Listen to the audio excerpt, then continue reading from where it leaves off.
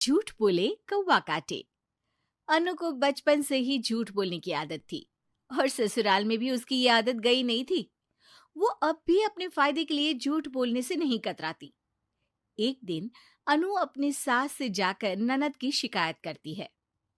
सासू माँ, बीना दीदी ने मेरी साड़ी खराब कर दी, उस पे दूध गिरा दिया, मेरा बहुत नुकसान हो गया। अरे क्यों बीना, मैंने तुझे यही संस्कार दिए हैं क्या? माफी मांग अपनी भाभी से। भाभी, मैंने आपकी साड़ी पर दूध नहीं गिराया है।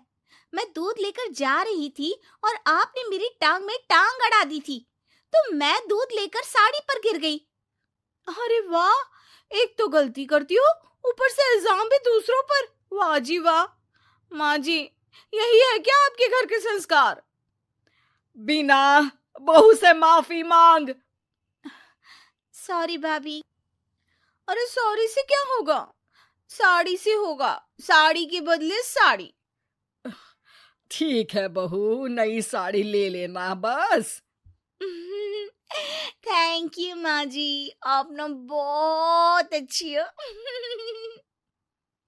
माँ, भाभी की साड़ी पुरानी हो चुकी थी, उनको नई साड़ी चाहिए थी, इसलिए उन्होंने ये ड्रामा किया, आपको पागल बना दिया माँ। अरे बीना, एक तो गलती करती है, बहू की साड़ी खराब कर दी, ऊपर से बहू की पीठ के पीछे उसकी बुराई कर रही है। मुझे तो भरोसा ही नहीं होता कि तू मेरी बेटी है। देखना माँ, जिस दिन आपको भाभी का सच पता चलेगा ना, पछताओगी बहुत। अरे तू कुछ भी बोलेगी और मान लूं मैं, हैं? आज तो तुझे तेरे किए की सजा मिलेगी। बहू, आज तू आराम कर और बीना करेगी अब से पूरे घर का काम। यहाँ नाक कटवा रही है तो ससुराल जाके पता नहीं क्या करेगी।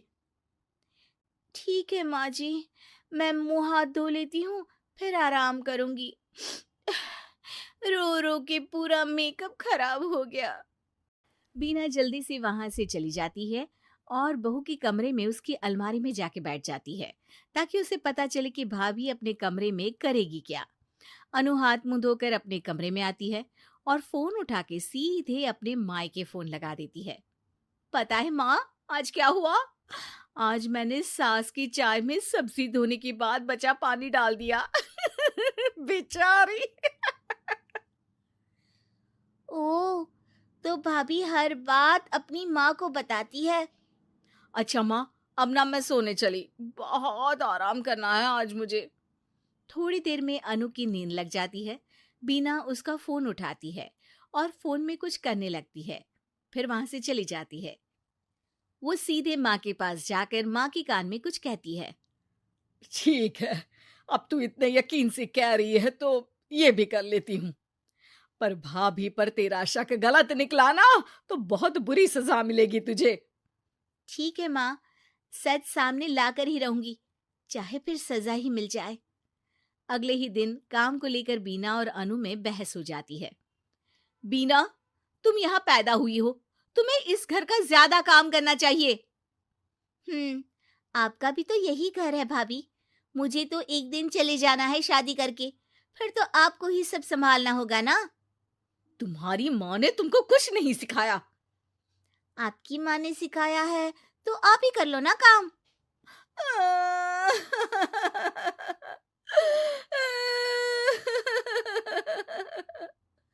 अरे, रो क्यों रही हो? भाभी चुप हो जाओ, मैं कर लूंगी सारे काम। मैं आपके आगे हाथ जोड़ती हूँ, पाँव पड़ती हूँ, प्लीज चुप हो जाओ भाभी। बीना अनु भाभी को चुप कराने के लिए उसके पाँव छू रही होती है। तभी अनु की रोती आवाज सुन के सास वहां आ जाती है। क्या हो रहा है यहाँ? माँ, बिना कुछ बताए इसके पहले ही अनु बोल पड़ती है। देखो ना, आपकी बेटी मेरे पाँव पकड़ के मुझे गिराने की कोशिश कर रही है।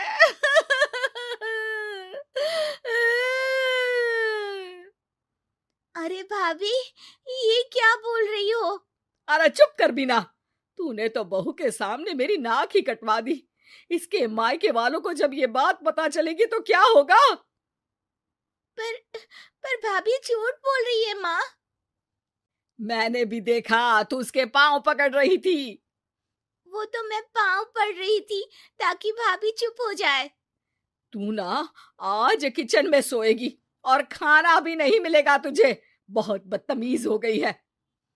अनु को लग रहा था कि उसका झूठ सफल रहा, लेकिन बीना का प्लान काफी हद तक आगे बढ़ रहा था। जैसे बीना ने सोचा था, अनु ने अपनी माँ को कॉल किया, लेकिन बीना ने उस दिन अनु के फोन से अपनी माँ का नंबर उसकी माँ के नाम से सेव कर दिया था। बस फोन चालू होते ही अनु ने सच उगलना शुरू कर दिया। वो बेचारी तो मेरे पाँव छू रही थी, लेकिन मैंने बोल दिया कि पाँव पकड़ के गिरा रही है। और मेरी बेवकूफ सास मान भी गई। हाँ हाँ, सास तेरी बेवकूफ तो है जो तेरी बातों में आती रही। माँ जी, आप वहाँ इतनी जल्दी मेरे मायके कैसे पहुंच गई? बीना और सास अनु के कमरे में आके उसे अपना प्लान बता देती हैं कि कैसे उन्होंने बीना के झूठ को पकड़ लिया। इस बार अनु सास के पांव पकड़ लेती है और माफी मांगती है। ए, पाँव छोड़, मुझे गिराएगी क्या?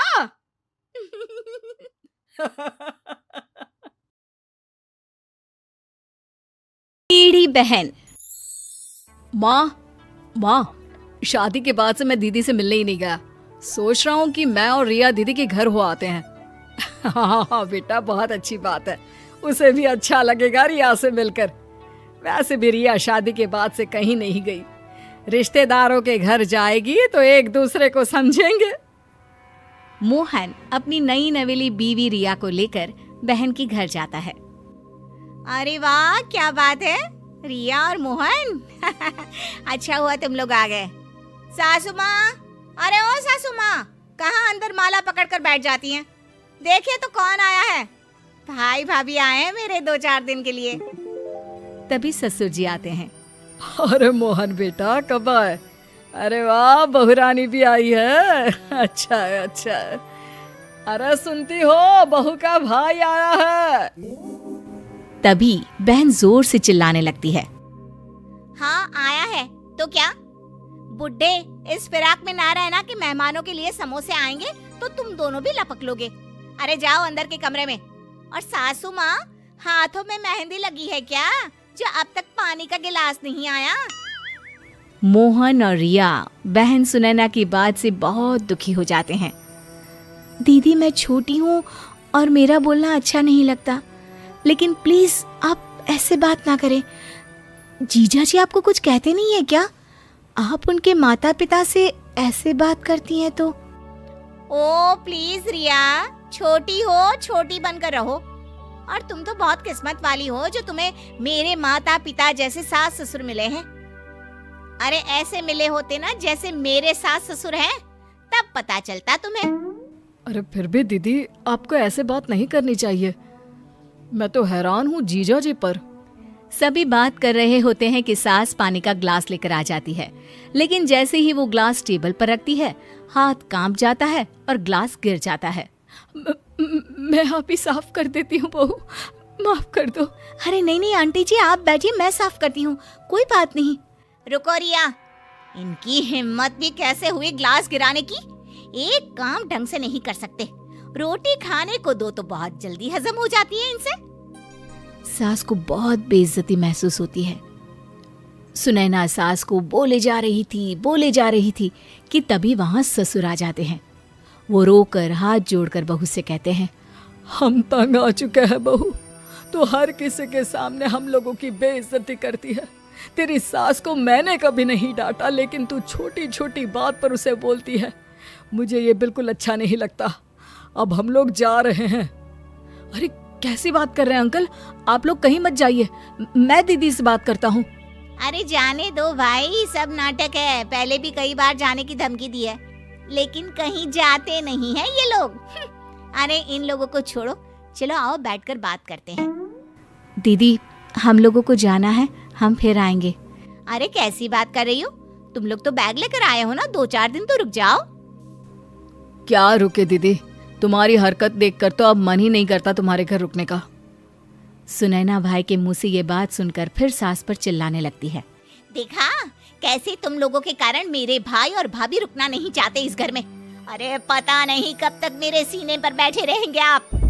सास ससुर वहाँ से चले जाते हैं और मोहन अपनी बीवी रिया के साथ घर की ओर निकल जाता है। रास्ते में, क्या बात है, काफी परेशान लग रहे हैं, सब ठीक है ना? दीदी का व्यवहार देखकर परेशान हूँ। कितने शौक से जीजू के माता पिता ने अपने इकलौते लड़के का हाथ मांगा था दीदी के लिए। पता है, माँ को दीदी की ये हरकत पता चलेगी तो वो कितनी परेशान होंगी। सोचो, तुम्हारे माता पिता को अगर ये बात पता चली तो उन्हें दुख होगा, लेकिन जिनके साथ बीत रही है उनके लिए तो जीवन नर्क है। हाँ, तुम बिल्कुल ठीक बोल रही हो, लेकिन क्या कर सकते हैं? करना तो पड़ेगा कुछ, क्योंकि हम कुछ नहीं करेंगे तो वो लोग ऐसे ही दीदी से परेशान होते रहेंगे। वैसे मेरे पास एक आइडिया है। बताओ, क्या आइडिया है? वो तो घर जाकर ही पता चलेगा। रिया घर जाती है और सास की तरफ देखती तक नहीं है, वो अंदर चली जाती है। अरे मोहन, ये बहू को क्या हो गया? बड़ी बदली बदली सी लग रही है। इसको बोलो इस घर के संस्कार ऐसे नहीं है। यहाँ रहना है तो प्यार से मिलजुल कर रहना होगा। माँ, घर के संस्कार से याद आया, दीदी ने तो सास ससुर के नाक में दम कर रखा है। अब समझाती क्यों नहीं उन्हें कि वो उन लोगों की इज्जत करे, उन लोगों से तमीज से पेश आए।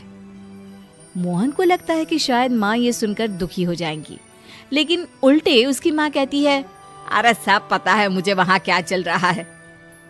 एक एक बात बताकर चलती है वो मुझे। अरे कहा है कि इज्जत करना उन लोगों को, बड़े पागल है वो लोग। पता है, घर बहू के नाम कर दिया है। अब वो पूरी कोठी सुनैना की ही तो है। हाँ माँ, ये मुझे पता है। उनके ससुर ने कहा था कि हम लोगों की बेटी नहीं, लेकिन बहू के रूप में हमें बेटी मिली है तो घर उसके नाम कर देंगे।